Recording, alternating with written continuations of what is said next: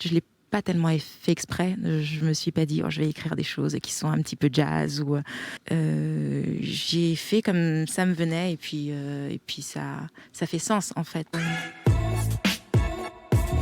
Bonjour à tous, bienvenue dans Hashtag Studio 3 et bienvenue à La Vapeur, la scène dijonnaise qui une nouvelle fois nous fait l'amitié d'accueillir l'émission, et bienvenue à Nuni. Bonjour. Bonjour Marilyn. Je suis vraiment ravie de vous recevoir sur le plateau d'Hashtag Studio 3 pour parler de votre première EP, Nuni Hipoué, ainsi que votre histoire et votre parcours. D'ailleurs, à quelqu'un qui ne vous connaîtrait pas encore, Nuni, comment vous présenteriez votre projet musical ? Alors je dirais que j'ai eu envie de raconter un petit peu mon parcours avant de m'autoriser à passer à autre chose. Donc je dirais l'histoire de mes parents, des personnes qui m'entourent. Et puis voilà, j'ai besoin de poser ça comme ça en chanson, en musique, pour aller de l'avant. Oui, pour que tout le monde comprenne bien, en fait, votre premier EP, il est en bassa, une des langues du Cameroun et aussi la langue de vos parents. Vous avez fait ce choix parce que forcément, cet EP, il est très intime. Hein. Il est très intime et je crois que là-dedans, je ne parle pas uniquement de moi, en fait. Je parle de toutes les personnes qui m'entourent, des personnes qui m'ont aidé à grandir et puis qui comptent beaucoup pour moi.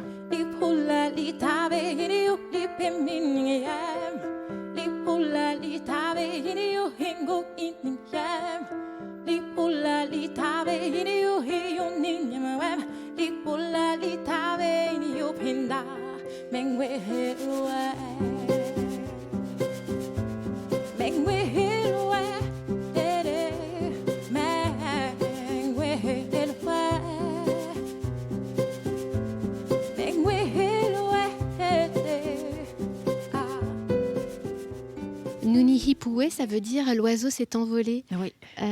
Ça veut dire que vos chansons parlent de nostalgie, de partir d'un pays, ou aussi de moments joyeux et de choses très lumineuses, ou c'est un mélange finalement un peu de tout ça? En fait, c'est un mélange de tout ça. Oui, c'est un petit peu tout. Le fait d'être partie d'un pays. Après, je connaissais déjà la France, donc j'étais pas dépaysée. Mais c'est vrai que le changement, c'est toujours un petit peu délicat pour un enfant. Il faut un temps d'adaptation. Donc j'en parle aussi un tout petit peu dans mes chansons, oui. Des relations aussi dans la famille, avec votre grand-mère par exemple? Oui, tout à fait, avec ma grand-mère qu'on a laissée et ça n'a pas été évident pour elle. Donc il y a une chanson qui lui est dédiée en effet dans cette EP. Et puis aussi, il y a des chansons sur l'amour, le fait d'attendre son cher et tendre impatiemment. Exactement, sur l'amour amoureux, on va dire, et puis l'amour filial aussi. Il y a des chansons, une notamment qui s'appelle Nyangbon, qui s'appelle La mère des enfants. Là, c'est l'amour d'une mère qui nous porte comme ça pour aller de l'avant. Musicalement, il y a cette inspiration très jazz, aussi quelques rythmiques africaines, mais c'est vrai que moi j'ai aussi entendu quand même cette influence jazz. Elle est importante, c'est quelque chose. Il y a des voix jazz ou des artistes qui vous ont marqué Parmi les artistes qui m'ont marqué en jazz, je dirais Ella Fitzgerald.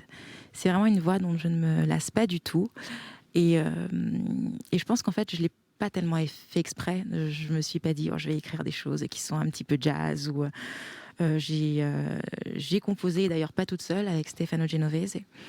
J'ai fait comme ça me venait et puis ça fait sens en fait quand on écoute tout le projet, tout l'album. Mais c'est vrai que c'était pas calculé en fait, voilà. C'est venu comme ça et ça sonne bien. C'est venu comme ça sonne bien et ça fait de toute façon partie de mes influences et je pense que ça le fera toujours, je crois.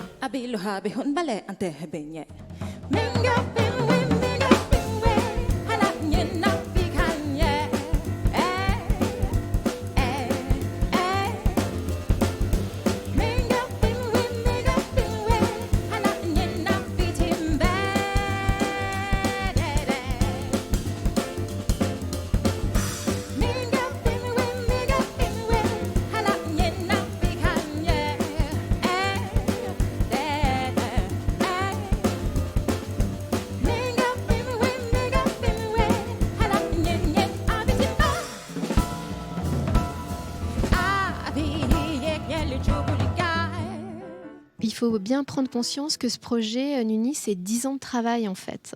Ça fait 10 ans que vous travaillez dessus. Qu'est-ce que ça dit de vous? Vous êtes très perfectionniste? Alors, ça fait pas 10 ans que je travaille en fait exactement sur l'album, mais ça fait 10 ans que je travaille à un résultat qui me convient. Voilà, donc j'ai écrit plein de chansons, j'ai composé plein de choses. Après, on en sélectionne et je voulais pas me lancer n'importe comment, en fait. C'est une passion et je voulais vraiment être fière de ce que j'ai fait, de ce qu'on a fait ensemble. Du coup, j'ai pris mon temps. Alors oui, parce que j'aime bien prendre mon temps. J'aime bien être sûre de mon coup en général. Et là, je suis assez satisfaite et heureuse du résultat. Est-ce que c'est aussi le signe d'une certaine exigence de votre part qui viendrait peut-être de votre passé?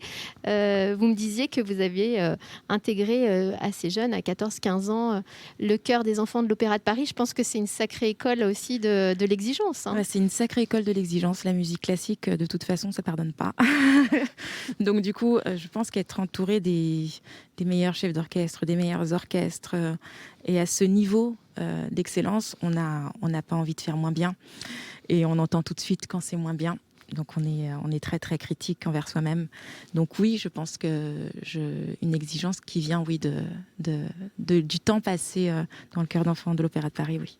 Est-ce que vous avez envie d'aller explorer d'autres thèmes, puisque donc le thème de la famille, voilà, vous aviez besoin de l'inscrire autour de chansons. Est-ce que là, vous avez envie de partir sur d'autres thèmes et aussi peut-être de chanter dans d'autres langues?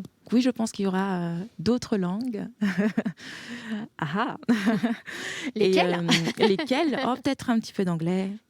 Je suis pas sûre que je laisserai tomber le bassa parce que j'aime toujours un petit peu l'idée comme ça de revenir à quelque chose qui fait partie de mon histoire et ensuite voilà, d'ouvrir l'horizon vers quelque chose, d'explorer quelque chose que je connais pas encore et de me mettre un petit peu ce défi-là. Ouais. Eh bien, on va vous suivre, Nuni, parce qu'on a très envie d'écouter aussi la suite. Merci beaucoup. Merci à vous.